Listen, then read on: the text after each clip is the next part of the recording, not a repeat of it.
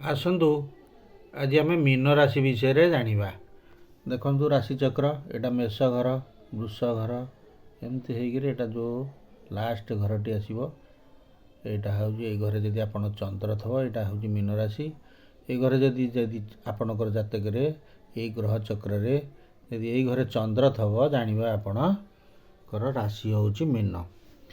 ମୀନ ରାଶି ଲୋକଙ୍କର ଶରୀର ହେଉଛି ସୁନ୍ଦର, ମୋଟା ଶରୀର, ଆକର୍ଷକ ଆଖି, ମାନେ ଯାହାକୁ କହନ୍ତି ମୀନ ନୟନା ଆଖି ଗୁଡ଼ାକ, ଆଖିର କଣ ଗୁଡ଼ାକ ଗୋଟେ ସୁନ୍ଦର ଭାବରେ ଗଢ଼ା ହେଇଲା ଭଳିଆ ହେଇଥିବ। ସେମାନେ ବାପା ମା' ଠାରୁ କଲର୍ କମ୍ ହୁଅନ୍ତି।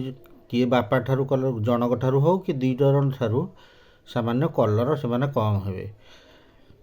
ସେମାନଙ୍କର ବିଷମ ଲଗ୍ନ ଥିଲେ କିମ୍ବା ସ୍ତ୍ରୀ ଲଗ୍ନ ଦୁଇଟା ଯାକ ଥିଲେ ବେଳେବେଳେ କ'ଣ ହୁଏ, ପୁଅ ପିଲା ମାଇଚିଆ ହେଇଥାନ୍ତି କି ଝିଅ ପିଲା ବେଳେବେଳେ ଅଣ୍ଡିରିଚଣ୍ଡି ହେଇଥାନ୍ତି।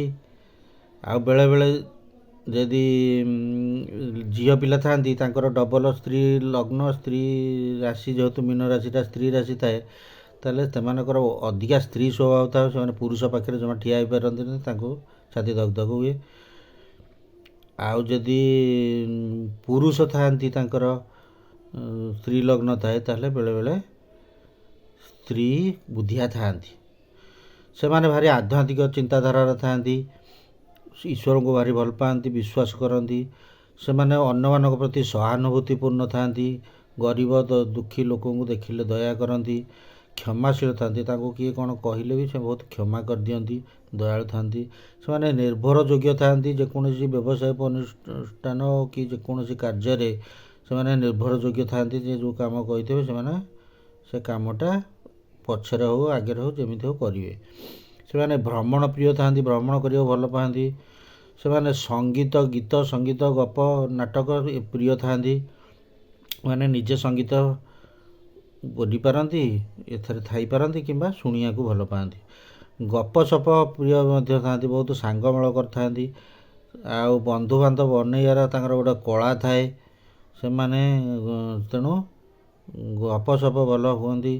ସେମାନେ କଥାବାର୍ତ୍ତା ନିଃସ୍ୱାର୍ଥପର ଥାଆନ୍ତି, ସବୁବେଳେ ସ୍ୱାର୍ଥ କଥା ଚିନ୍ତା ନ କରି ନିଃସ୍ୱାର୍ଥ ଭାବରେ ବି କଥା କରନ୍ତି। ଆଦର୍ଶବାଦୀ ଥାଆନ୍ତି। ସେମାନେ ରୋମାଣ୍ଟିକ୍, ପ୍ରେମ ପ୍ରଣୟରେ ବହୁତ ରୋମାଣ୍ଟିକ୍ ଏବଂ ବହୁତ କଳ୍ପନା ପ୍ରିୟ ମଧ୍ୟ ଥାଆନ୍ତି।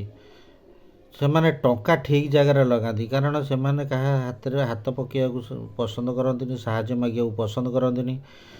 ତାଙ୍କର ପିଲାଛୁଆ ଥିଲେ ମଧ୍ୟ ଭବିଷ୍ୟତରେ କାଳେ ସେମାନଙ୍କୁ ମାଗିବାକୁ ପଡ଼ିବ, ତେଣୁ ସେମାନେ ଟଙ୍କାକୁ ଠିକ୍ ଜାଗାରେ ଇନଭେଷ୍ଟମେଣ୍ଟ କରିଥାନ୍ତି। ଯାହା ହେଲେ ବି ସେମାନେ ଟିକେ ଅଳସୁଆ ଥାଆନ୍ତି, ମାନେ ଶାରୀରିକ କାମରେ ଟିକେ ଅଳସୁଆ ଥାଆନ୍ତି, ସବୁ କାମକୁ ଢିଲା କରିଦିଅନ୍ତି, ଟିକେ ଡେରିରେ ବି କରନ୍ତି।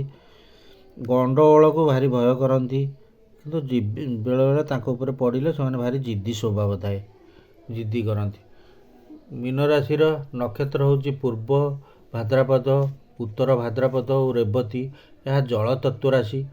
ଏହାର ଗ୍ରହ ହେଲେ ବୃହସ୍ପତି ଲିଡ଼ିଂ ଗ୍ରହ। ତେଣୁ ଶୁଭ ରଙ୍ଗ ହେଲା ହଳଦିଆ ନାରଙ୍ଗୀ। ଶୁଭ ରତ୍ନ ହେଲା ପୋଖରାଜ। ଏ ପୋଖରାଜ ଷ୍ଟୋନ୍କୁ 6 ରାତିରେ ନେବେ, ସ୍ୱର୍ଣ୍ଣ ମୁଦ୍ରାରେ ତାକୁ ତିଆରି କରିକିରି ମହାଦେବ ମନ୍ଦିରରେ ଗୁରୁବାର ଦିନ କିମ୍ବା ତାରା ତାରିଣୀ, ଉଗ୍ରତାରା ତାରିଣୀ ମନ୍ଦିରରେ ଗୁରୁବାର ଦିନ ତାକୁ ପୂଜା କରି ଗୁରୁବାର ଦିନ ଧାରଣ କରିବେ। ଶୁଭ ଧାତୁ ହେଲା ସ୍ୱର୍ଣ୍ଣ। ଶୁଭ ଅଙ୍କ ହେଲା 1, 3, 4, 7, 9। ଭଗବାନ ହେଲା ତାରା, ତାରା ତାରିଣୀ କି ଉଗ୍ରତାରା। ଶୁଭ ବାର ହେଲା ଗୁରୁବାର, ମଙ୍ଗଳବାର, ରବିବାର। ମେଳକ ରାଶି ଯାହା ସାଙ୍ଗରେ ଭଲ ପଡ଼ିବ କର୍କଟ, ସିଂହ, ଧନୁ, ମେଷ, ବିଛା। ବନ୍ଧୁଗଣ, ଅନ୍ୟ ଭିଡ଼ିଓ ଦେଖିବାକୁ ଚ୍ୟାନେଲକୁ ସବସ୍କ୍ରାଇବ୍ କରିବାକୁ ଅନୁରୋଧ। ଧନ୍ୟବାଦ।